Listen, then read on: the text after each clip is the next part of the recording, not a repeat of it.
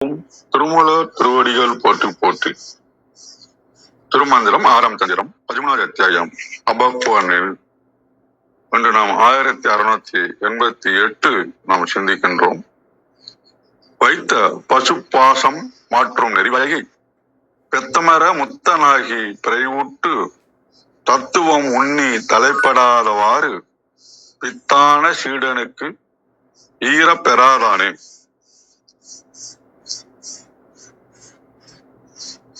இந்த பாடல்ல நமக்கு மெய்ஞானத்தை அப்படின்னு ஒண்ணு இருக்குது அப்படின்னு உணர்வதற்கு தகுதியற்ற ஒருவனுக்கு உபதேசம் செஞ்சா என்ன விளைவுகள் ஏற்படும் அப்படின்றதுதான் அந்த பாடல நமக்கு அவர் சொல்றாரு. முதல் வரி வைத்த பசு பாசம் மாற்று நெறிவகை அப்படின்றாருங்க. அதாவது இறைவனால் படைக்கப்பட்ட உலக வாழ்க்கை பற்றிருக்கு பார்த்தீங்களா, பசு பாசம் அப்புறம் அறியாமை, இவைகளை எல்லாத்தையும் நீக்குகின்ற நல்வதியில் நிற்காமல் அப்படின்றாருங்க. அடுத்தது பெத்த மரமுத்தனாகி பிறையுற்று. பந்த பாசங்கள்ல நம்ம கட்டுக்கிட்டு இருக்கிறோம், அறியாமையில மூழ்கி இருக்கிறோம், தெளிவு இல்லாம இருக்கிறோம், உண்மை வழியிலிருந்து தவறி போயிடுறோம். அப்ப இவைகளுக்கெல்லாம் இருக்கக்கூடியதா இருக்கிறதால தத்துவம் முன்னே தலைப்படாத அவ்வாறு உயர்ந்த தத்துவ நாணங்களை எல்லாம் நாம் சிந்தித்து அந்த மெய்ப்பொருளை அடையும் முயற்சியில் ஈடுபடாமல் இருக்கின்ற பித்தான சீடனுக்கு பெறாதானே, அறிவற்ற அல்லது தகுதியற்ற அல்லது பித்து பிரிச்சு போன்ற நிலையில் உள்ள இருக்கிறவங்களுக்கெல்லாம் நாம தத்துவத்தை உபதேசித்தல் கூடாது அப்படின்றார். இப்ப என்ன பண்ணலாம்னா, இந்த மெய்ஞானத்தை உணர்ந்தவங்களுக்கு தான் நம்ம சொல்ல முடியும். இந்த கிளப்புக்கு வராங்கன்னா ஓரளவுக்கு மெய்ஞானம், அந்த குருனுடைய தன்மை பெறுவதற்கான தன்மை, குருவினுடைய ஆசீர்வாதம் இதெல்லாம் இருந்தாதான் இதை பத்தி சிந்திக்க முடியுது. அப்ப அதற்கான தகுதி பற்று நீக்கம். அப்போ எந்த அளவுக்கு உலகிலிருந்து நம்ம வெளியில வர முயற்சிக்கணும் அப்படின்றதுதான் பற்று நீக்கம். அப்படி இருக்கின்ற போதுதான் நம்ம பாடம் சிந்திக்கின்ற போது நிலைத்து இருக்கும். அது இல்லைன்னா அது வேஸ்ட் ஆயிடும் அப்படின்ற மாதிரி சொல்றாரு. அப்போ உலகப்பற்றுக்களை விடாமல் அறியாமையை உயன்று உண்மையான தத்துவங்களை உணர ஆர்வம் காட்டாத பித்து பிடித்த போன்ற நிலையில் இருக்கின்ற ஒருவனுக்கு குருவானவர் ரகசியமான ஞான உபதேசங்கள்லாம் சொல்லக்கூடாது. இது ஆற்றலை வீணாக்கும், சீடனுக்கு அந்த நன்மையும் கிடைக்காதுன்றாரு. அது நமக்கு ஒரு குட்டி கதையா சொல்லணும்னா, குரு ஓட்டப்பாளையம். ஒரு காலத்துல காட்டுல ஒரு ஞானி வந்தாரு. அவர்கிட்ட சீடன் வந்தான். பல சீடன் கத்துக்கிட்டு இருந்தாங்க. ஒரு செல்வந்தர் பையன் அவர்கிட்ட சேர்ந்தான். ஐயா, எனக்கு பிரம்மஞானம் உபதேசிக்கணும் அப்படின்னு ரொம்ப ரிக்வஸ்ட் பண்ணான். உடனே இளைஞர் ரொம்ப ஆடம்பரத்தையும் கர்வத்தையும் பார்த்துட்டு இவனுக்கு இது சொன்னா ஒத்து வராதுன்னு ஒரு முடிவு பண்ணாரு. சரி, அவன்கிட்ட பக்குவம் இல்லையே, இன்டெலிஜென்ட் இருக்குது ஆனா விஸ்டம் இல்லையே, அந்த பக்குவத்துக்கு என்ன பண்ணலான்னு யோசிச்சாரு. அப்போ ஒரு பழைய பானையை கொடுத்தாரு. ஆத்துக்கு போய் இல்ல நிறைய தண்ணி மொண்டு வாப்பா அப்படின்னாரு. ஆத்துக்கு போய் தண்ணி மோடணும். பானையில அடியில ஒரு ஓட்டை இருந்தது. அதனால அவன் கரையேறதுக்குள்ளே தண்ணி ஃபுல்லா வெளியேறிடுது. இப்படி பல தடவை செஞ்சு பார்த்துட்டு, ஐயா ஒரு சொட்டு நீர் கூட கொண்டு வர முடியல அப்படின்னா. அவன் பானையில ஓட்டை இருக்குது, இதுல தண்ணி நிரப்ப முடியாது, நல்ல பானையா கொடுங்க. அவர் உடனே சிரிச்சுக்கிட்டே சொன்னாரு, உன் மனசும் அப்படிதான்பா இருக்குது, ஓட்ட பானை மாதிரி. உன் மனசுல பசு பாசம் அப்படின்ற உலக ஆசை, யான் எனது என்கிற கர்வம், இதெல்லாம் ஓட்டைகளாக இருக்குது. நான் எவ்வளவுதான் உயர்ந்த ஞானத்தை உனக்குள்ள ஊத்தினாலும் இந்த ஓட்டைகள் வழியாக அவை வெளியேறிடும் அப்படின்றது சொல்ல வந்தாரு. அப்ப நமக்கு இவ்வளவு ஓட்டைகளையும் வச்சுக்கிட்டு நம்ம இறைவனை சிந்தித்து அந்த ஓட்டைகளை கொஞ்சம் கொஞ்சமாக அடைப்பதன் மூலம் நாம் அந்த உலக ஆசைகளில் இருந்தும் கர்வத்தினால் இருந்தும் உண்மையான தத்துவத்தை சிந்திக்காமல் இருப்பதில் இருந்தும் விடுபட்டு நமக்கு நல்ல குரு உபதேசம் கிடைக்கணும்னா நம்ம அதுக்கெல்லாம் குவாலிட்டியை இம்ப்ரூவ் பண்ணிக்கணும். அப்போ உயர்ந்த விஷயங்களை பெருகணும்னா நம்ம கிட்ட தேவையற்ற எண்ணங்கள், அகங்காரம் எல்லாம் இருக்கக்கூடாது. மனசை பக்குவப்படுத்தணும் அப்படின்றதுதான் ரொம்ப முக்கியம். இதுல வந்து நம்ம ப்ராக்டிக்கலா என்ன பண்ணலாம் அப்படின்னு சொன்னீங்கன்னா, லேர்னிங் அண்ட் எஜுகேஷன். எப்பவுமே நம்ம வந்து இன்னும் நிறைய டே டு டே லேர்ன் பண்ணிட்டே இருக்கணும் அப்படின்ற ஒரு தன்மையை வளர்த்துக்கிறது நல்லது. அப்புறம் வேலை மற்றும் தொழில் இருக்கிற இடத்துல நம்மளுடைய எஃபிஷியன்ஸை இம்ப்ரூவ் பண்ணி ஒர்க் ஸ்பாட்ல எந்த அளவுக்கு ஒரு கியூரியாசிட்டியா இருக்க முடியும்ன்றத பார்க்கலாம். அப்புறம் நமக்கு எக்ஸ்பர்ட் ஆயிடுச்சு அப்படின்னு நிலைமை வந்துச்சுன்னா நம்ம வந்து கவுன்சிலிங் அட்வைஸ் கொடுக்க ஆரம்பிக்கலாம். எல்லாத்துக்கும் மேல தனி மனித ஒழுக்கம் தான் ரொம்ப முக்கியம் அப்படின்றாங்க. இப்போ இந்த சுருக்கமா சொல்லணும்னா, பாத்திரத்தை தூய்மையை பொறுத்து அது ஊற்றப்படும் உணவின் தரம் அமையும் அப்படின்ற மாதிரி நம்ம மனசு நல்ல பாத்திரமாக இருந்தால் அடுத்தவங்க சொல்லுகின்ற நல்ல விஷயங்கள் நமக்கு ஏறும், செயல்படுத்த முடியும், இறைவனை அடைய முடியும் என்று கூறி தளத்தை கௌரியம்மா அவர்களிடம் ஒப்படைக்கின்றேன். மிக்க நன்றி. நன்றி, மிக்க நன்றி. அருமை. வாங்க விந்தியாமா. வணக்கம் அம்மா. அனைவருக்கும் வணக்கம். ஓம் சிவசக்தி போற்றி, ஓம் திருமூலரே போற்றி. 1688வது திருமந்திரம். வீணருக்கு உபதேசம் வீணே. திருமந்திரம். வைத்த பசு பாச மாற்று நெறி வைகி பெத்தமர முத்தனாகி பிறல் உற்று தத்துவம் உண்ணி தலைப்படாது அவ்வாறு பித்தான சீடனுக்கு ஈய பெறாதானே. அருமையான திருமந்திரம். தொடர்ந்து ஆன்மாவோடு சேர்த்து வைக்கப்பட்ட பந்த பாச கட்டுக்களை விட்டு விலகி மல மயக்கம் விலக பேரின்ப வாழ்வடைய உலக இன்பங்களில் மனம் கொள்ளாதவனாகி மெய்ப்பொருள் நாட்டம் அற்று மேலான பரம்பொருளை எண்ணி தவ ஒழுக்கம் மேற்கொள்ளாது உலகியலில் நாட்டம் கொண்டு திரியும் ஒன்றுக்கும் உதவாத சீடனுக்கு எந்த உபதேசமும் செய்யத்தக்கதல்ல. பசு ஆன்மா, பாசம் பந்தம், நெறி வழி, வைகி சென்று, பெத்தமர பாசம் அகல, பிறழ்வுற்று விடுபட்டு, தத்துவம் மெய்ஞானம் உண்ணி விரும்பி தலைப்படாது மேற்கொள்ளாது பித்தான நல்லறிவு இல்லாத ஈதல் தருதல் உபதேசித்தல். கழக வெளியீட்டில்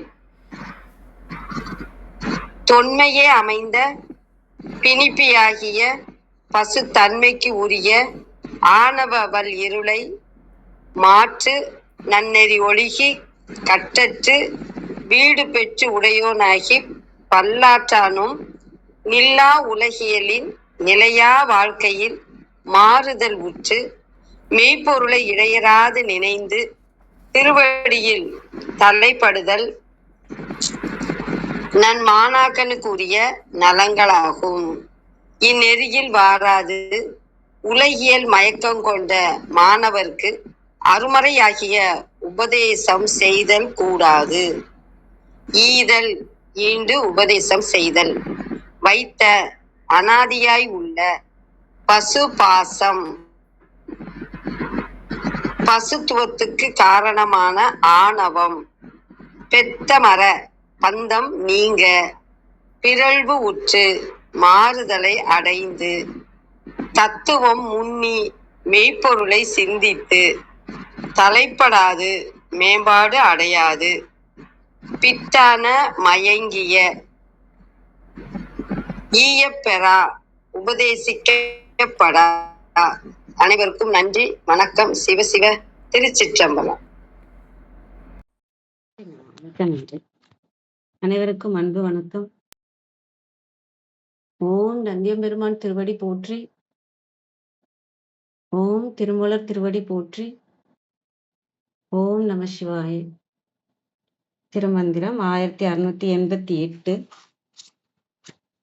வைத்த பசு பாச மாற்று நெறி வைகி பெத்த மரமுத்தனாகி பிறழ்வுற்று தத்துவம் உண்ணி தலைப்படாதவாறு பித்தான சீடனுக்கு கீயப் பெறாதானே. Translation. The disciple who does not adhere to the path of changing the fetters of the soul, nor strives to be free from bondage, nor tries to attain freedom by alteration, nor to know the truth, is a fool not fit for initiation. இந்த பாடல்ல வந்து சீடனுக்குன்னு சொல்லியிருக்கறதுனால இந்த நெறியில இருக்கிறவங்க அதை சரியான முறையில் follow பண்ணாமல் அதில் நிற்காம இருந்தால் அவங்களுக்கு குருவோட அருள் வந்து கிடைக்காது அப்படின்னு சொல்கிறதா புரிஞ்சுக்கிறேன். வைத்த பசு பாசம் மாற்று நெறி வைகி. நமக்கு வைத்திருக்க இந்த பசு பாசம், இந்த ஆணவம் கண்மம் மாயை நமக்கு வச்சிருக்கிறாங்க. ஏன்னா நம்மளோட வினைகள்னால, நம்மளோட இருள் அறியாமையினால அந்த இது இருக்கு. மாற்று நெறி வைகி, அதை மாற்ற அந்த நெறியில தன்னை வைத்திருந்தாலும், அதாவது சிவநெறியில இப்போ நம்ம திருமந்திரம் படிக்கிறதும் சரி, தன்னை இந்த ஆணவ கண்ம மாயையிலேருந்து இந்த பசு பாசத்துலேருந்து விடுபடணுங்கிறது தான் நம்மளோட எல்லாரோட இதுவும். அது மாதிரி எந்த குரு கிட்ட அந்த நெறியில அதில் நின்றாலும் சரி, புத்தர்கள் கிட்ட இருக்கிறவங்க இப்ப நிறைய இது இருக்கு இல்லையா, இறைவன் அடையிறதுக்கு பல வழிகள் இருக்கு இல்லையா, அதுல எந்த நெறியிலனாலும் அவங்க நிக்கலாம். அதுல நிக்கிறவங்க அவங்களுக்கு சீடனாக இருப்பாங்க. பெத்த மரமுத்தனாகி பிறல் உற்று, பிறல் உற்றுன்னா அந்த தடம் மாறி அந்த எந்த நெறியில நிக்கிறாங்களோ அந்த நெறியில நிக்காம சீடன்ற பேர் மட்டும் இருக்கே தவிர அவங்க குருவோட அந்த நெறிப்படி நடக்கிறது இல்லை. பெத்த மரமுத்தனாகி, பரமுத்தனாகிறதுனா சிவத்தை பற்றி கொண்டே இந்த இதை விட்டோம்னா நம்ம பரமுத்தனாகலாம்.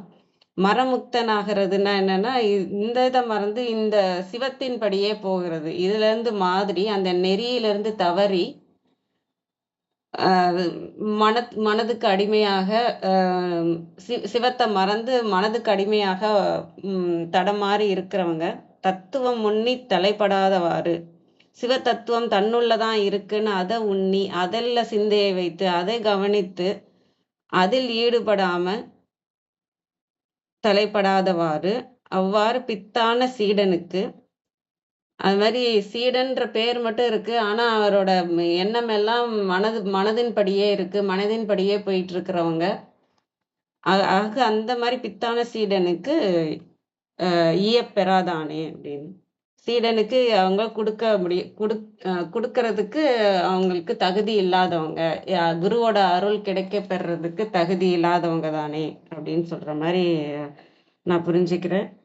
ஆக நம்ம திருமந்திரமும் நம்ம படிச்சுக்கிட்டே தான் இருக்கோம். நம்மளும் இதோட தத்துவத்தை முன்னி தலைப்படணும். அன்னைக்கு படிக்கிற பாடல்லையாவது நம்ம வந்து யோசிக்கணும், அதை நம்ம நடைமுறைக்கு கொண்டு வரணும். இதெல்லாம் தான் நான் இந்த இதுலேருந்து நான் யோசிக்கிறேன், எனக்கு சொல்லிக்கிற விஷயங்கள்லாம் தான் இது. ஏன்னா இப்போ புத்தர்கிட்ட இருக்கிறவங்கள பார்த்தீங்கன்னா எவ்வளோ பேர் அவங்கள ஃபாலோ பண்ணுறவங்க எல்லாருமே, ஒவ்வொரு குருவை நீங்கள் எடுத்துக்கிட்டிங்கனாங்கன்னா அவங்கள ஃபாலோ பண்ணுறவங்க ஆயிரக்கணக்கான பேர், லட்சக்கணக்கான பேர் இருப்பாங்க. ஆனால் எத்தனை பேர் அவங்கள மாதிரி ஆனாங்க அப்படிங்கிறது ஒரு ரொம்ப கம்மியான பேர் இல்லையா. நான் ரமண மகரிஷியும் கேள்விப்பட்டிருக்கேன். அவங்க இதில் ஒரு 4-5 பேர் எனக்கு தெரிஞ்சு அந்த நிலையை அடைஞ்சிருக்கிறாங்க. ஆனால் மற்றவங்க எல்லாருமே அதுமாரி நம்ம திருமந்திரம் படிக்கிறோம், திருமூலர் சொல்கிறத படிச்சுக்கிட்டே இருக்கிறோம். நம்ம அந்த நிலைக்கு போகிறோமா அப்படிங்கிறதுல நம்ம தீவிரமாக அதுலேயும் இருக்கணும். இது வந்து மாயைன்னு தெரிஞ்சிட்டதுனால, இந்த மனதை வந்து நம்ம கடந்து வரணுங்கிறதுனால, நம்ம பற்றி கொள்ள வேண்டிய விஷயம் எதுன்றது புரிஞ்சிட்டதுனால நம்ம அதை பற்றி கொள்ளணும். இதை வந்து ஒரு கடமையை செய்கிறதுக்காகவும் அதுலேயும் நம்ம இறைவனை கொண்டு வரணும். கடமையை செய்கிறதுலையும் இறைவனை கொண்டு வந்து எந்நேரமும் அந்த இறைவன் நினைப்பிலேயே நம்ம இருக்கும்போது இந்த பசு பாசத்தினால நமக்கு எந்த துன்பமும் வராது. ஏன்னா இருக்கிற இடம் வந்து இறைவன் அடியில் இருந்தோன்னா எல்லாமே சின்னதாக தெரியும். எதுவுமே பெரிய விஷயமா தெரியாது. துன்பம் தானே வந்துட்டு போ, இன்பம் தானே வந்துட்டு போ, கோபம் தானே வந்துட்டு போ, எதுனாவே வந்துட்டு போகுது. நான் இருக்கிற இடம் இறைவன் திருவடி அப்படின்றது நம்ம ஆரம்பத்தில் அப்படிதான் இருப்போம். நம்ம அந்த சிவன் திருவடியே நமக்கு கிடைக்க பெற்றுச்சுன்னா நம்ம அந்த இடத்துல இருந்தே நம்ம உலகத்தை பார்க்கும்போது எதுவுமே விஷயமே ஒன்றும் இல்லைன்றது நமக்கு புரிய வரும்.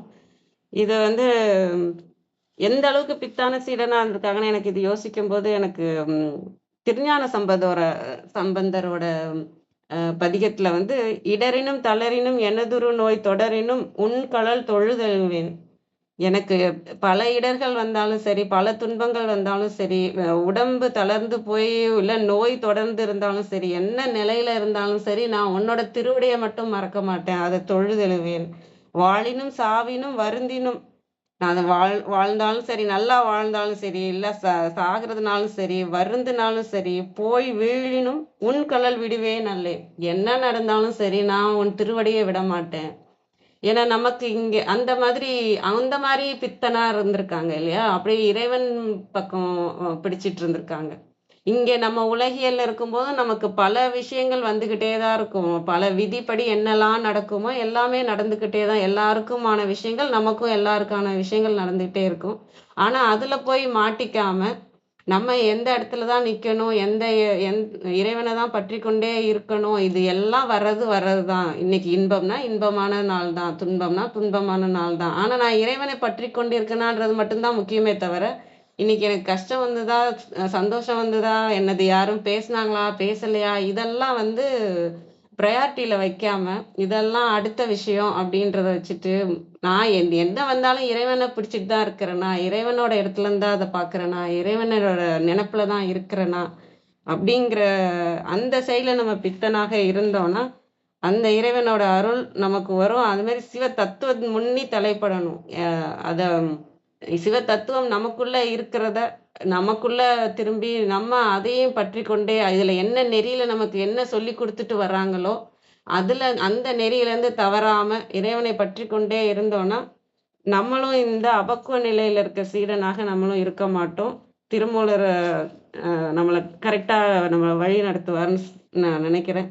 நம்ம இறைவன் நம்மளை பற்றி கொள்ற வரைக்கும் நம்ம இறைவனை பிடிச்சுக்கிட்டே தான் இருந்தாகணும். அதனால அந்த நிலை வர்ற வரைக்கும் இறைவன் நம்மளை பற்றி கொண்டா நம்ம அந்த திருவடிக்கே போயிட்டோம்னா நம்மளோட முயற்சியே தேவையில்லை.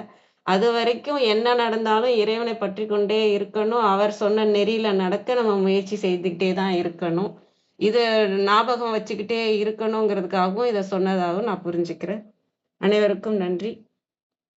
வாங்க கிருத்திகாமா, வணக்கம் அம்மா.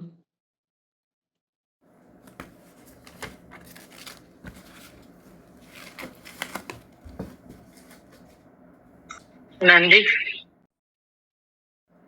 காலை வணக்கம். இன்றைய மந்திரத்தினுடைய பொருள் வந்து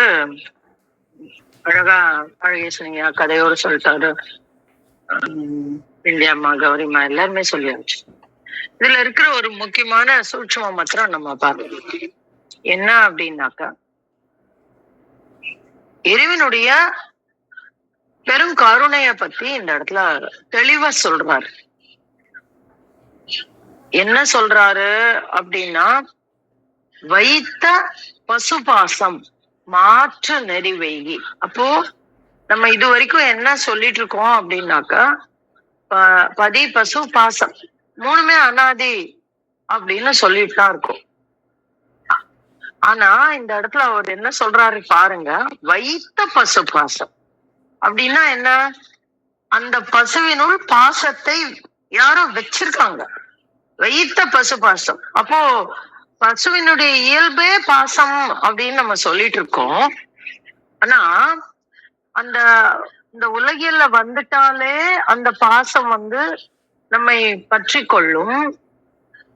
அதுதான் குணம், பசுவினுடைய குணம் அப்படின்னு நம்ம சொல்லிட்டு இருக்கோம். அப்படிதான் இது வரைக்கும் நம்ம பேசிட்டு இருக்கோம். ஆனா அந்த குணத்தை வைத்தது அப்படின்னா என்ன அர்த்தம் அப்படின்னாக்கா, அது இல்ல இயல்பு. பசுவினுடைய இயல்பு அது அல்ல. என்னது அப்படின்னா, அதை பதியோடு சென்று சேர்வதுதான் இயல்பு. ஆனால் அதை வைத்த அங்க வைக்கிறாங்க. எங்க வைக்கிறாங்க? அந்த பசுவின் இடத்து வைக்கிறாங்க. அந்த பசுவை அப்ப யாரு வைக்கிறா? அவர் தான் வைக்கிறார். அந்த அந்த பதி என்று சொல்லக்கூடிய நம்ம சொல்றோம் பாத்தீங்களா, இறையம்பெருமான் அவர் வைக்கிறார். அப்போ வைத்த பசுபாசம் அப்படின்ற ஒரு ஒரு ரொம்ப தெளிவான ஒரு விஷயத்த அவரு வைக்கிறாரு. அது மாத்திரம் வைக்கல, மாற்று நெறி வைகி, அதை மாற்றக்கூடிய நெறியையும் வைகிறார். வைகுதல் அப்படின்னா அழித்தல், கொடுத்தல், எடுத்து செல்லுதல், இப்படி எல்லாம் வரும். அப்போ வெறும் பசுவும் பாசத்தையும் மாத்திரம் வைக்கல அவரு, எதையும் வச்சிருக்காரு அப்படின்னாக்க அதை மாற்றக்கூடிய, பசுவில் பாசத்தை மட்டும் வைக்கவில்லை, அதை மாற்றக்கூடிய நெறியையும் அவர்தான் வைத்திருக்கிறாரு. அத கிடைச்சதுன்னா என்ன நடக்கும் அப்படின்னாக்க, வைகி பெத்த மறுத்து முத்தனாகி பிறழ்வுற்று அப்படின்றார். அப்ப இந்த இந்த நெறியில நின்றுட்டோம்னா பெத்த மறுக்கலாம். பெத்தம்னா என்னது? மலக்குற்றம். அந்த மலக்குற்றம் நீங்கி, அந்த அந்த அந்த அத்தனை குற்றங்களும் நீங்கி பிறழ்வுற்று முத்தனாகி அப்படின்னு எடுத்துக்கலாம், இல்ல முத்தனாகி பிறழ்வுற்று அப்படின்னும் நம்ம எடுத்துக்கலாம். சோ அவரே என்னமோ சொல்லுவாங்களா, அவரே வைப்பாராம் அவரே எடுப்பாராம் அப்படின்னு சொல்லுவாங்கல்ல, அந்த மாதிரி அவரே என்ன பண்ணியிருக்காரு, நமக்குள்ளே பாசம் எனும் குற்றத்தை வைத்து விட்டு அதை நீக்கக்கூடிய நெறியையும் அவர் என்ன பண்ணியிருக்காரு அப்படின்னா அவரே விளக்குறாரு. அது எதுக்காக? அந்த நெறியும் நமக்கு தராரு. எதற்காக? அந்த நம்முள்ள கர்ம வினைகளை நீக்குவதற்காக அதை செய்யறாரு. அப்படி நம்ம அதை பற்றி கொண்டு பெத்த மறுத்து முத்தனாகி, அப்ப அங்கே அதுக்குண்டான சாத்தியம் இது இல்லைன்னா அது சாத்தியம் இல்லை. எது இல்லைன்னா, இந்த பாசம் இல்லைன்னா முத்தனாகிறது சாத்தியம் இல்லை.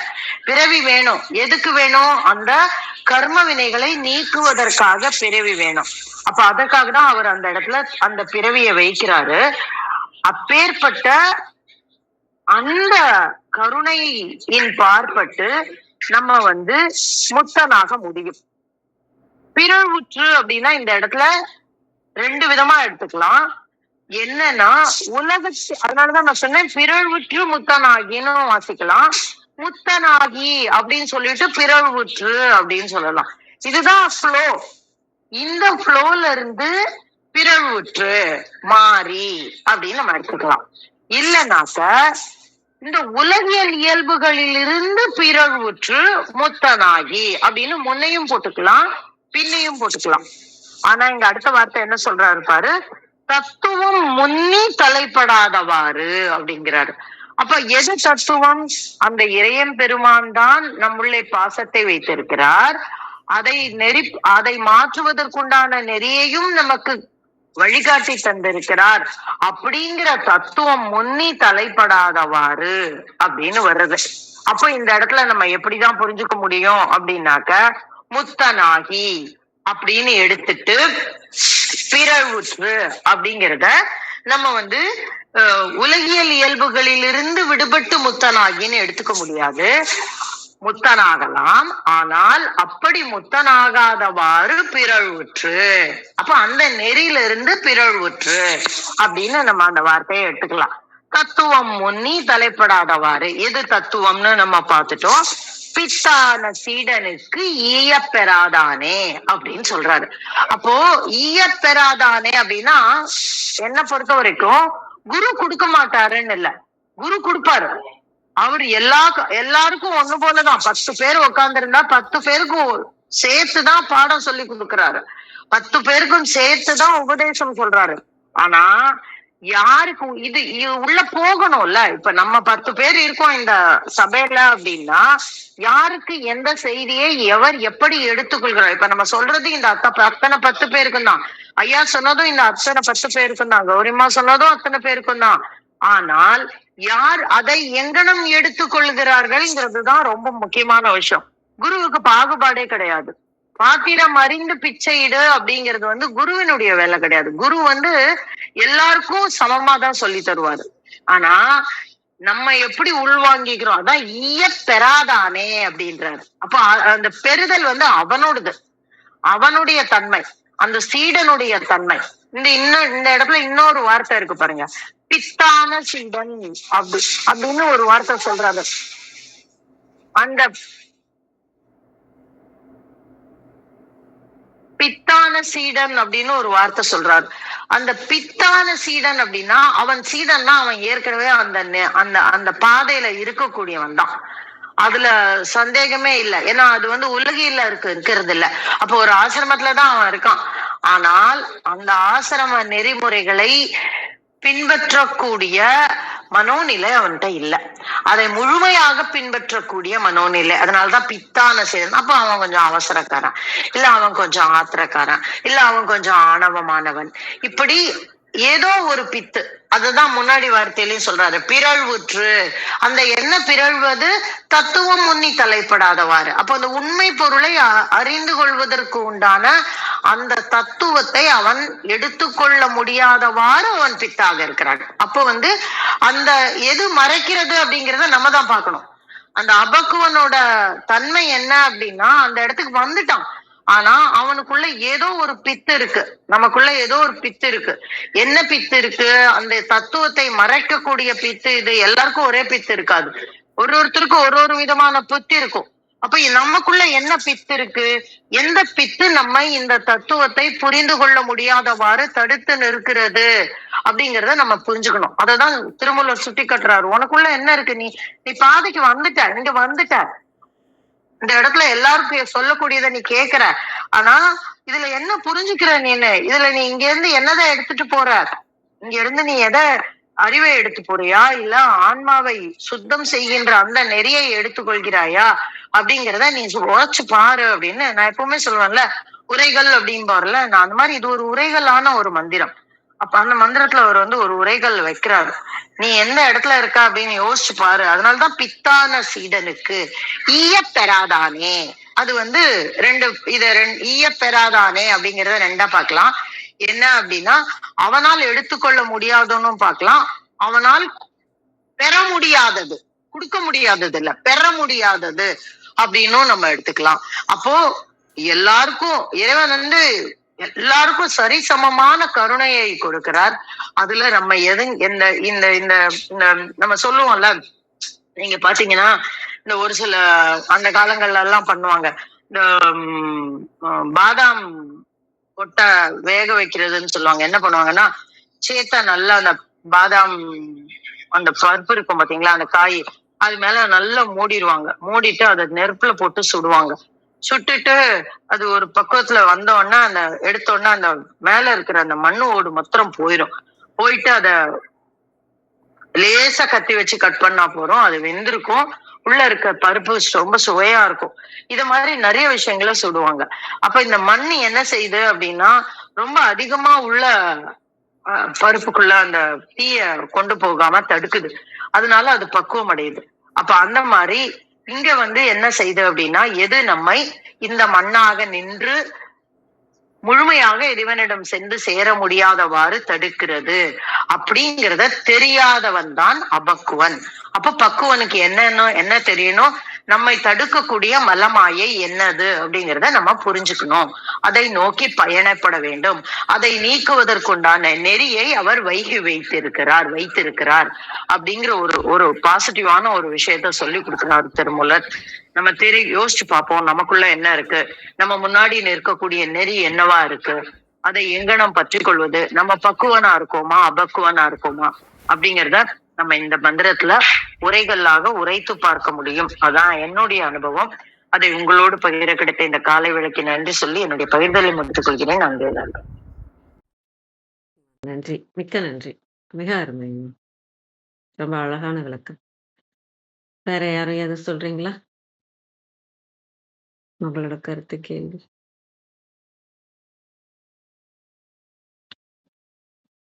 நிறைவு செஞ்சுட்டீங்களா? அனைவருக்கும் நன்றி. இன்று எங்களுடன் இணைந்த அனைத்து உள்ளங்களுக்கும் எங்களது மனமார்ந்த நன்றிகள். மீண்டும் நாளை காலை 6:30 மணிக்கு சந்திப்போம். தலம் நிறைவு பெறுகிறது. திருமூலர் திருவடிகள் சரணம் சரணம். திருமூலர் திருவடிகள் சரணம் சரணம். திருமூலர் திருவடிகள் சரணம் சரணம். அனைவருக்கும் நன்றி. ஓம் நம சிவாய.